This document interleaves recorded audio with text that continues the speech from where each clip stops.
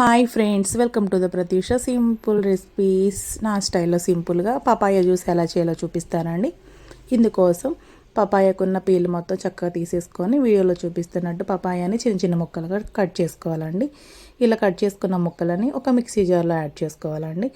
తర్వాత డీప్ ఫ్రిడ్జ్లో పెట్టుకున్న పాలు గడ్డగట్టిన తర్వాత ఆ పాలని ఇలా మిక్సీ జార్లోకి యాడ్ చేసుకోవాలండి. తర్వాత మీ టేస్ట్కి సరిపడా చక్కెరను కూడా యాడ్ చేసుకోవాలండి. తర్వాత చక్కగా మిక్సీ పట్టేసుకోవాలండి. ఇలా మిక్సీ పట్టేసుకున్న జ్యూస్ని స్ట్రైన్ చేయనవసరం లేదండి. ఇలా మిక్సీ పట్టుకున్న జ్యూస్ని ఒక గ్లాసులోకి సర్వ్ చేసేసుకొని తాగితే చాలా టేస్ట్గా ఉంటుందండి. ఎండాకాలంలో మంచి ఉపశమనంగా ఉంటుంది. బాడీలో ఎవరికన్నా బ్లడ్ లెవెల్స్ అనేది తక్కువగా ఉంటే ఈ జ్యూస్ తాగితే బ్లడ్ పడుతుందండి. అలాగే ప్లేట్లెట్స్ కూడా తక్కువగా ఉంటే ఈ జ్యూస్ తాగితే ప్లేట్లెట్స్ అనేవి బాగా పెరుగుతాయండి.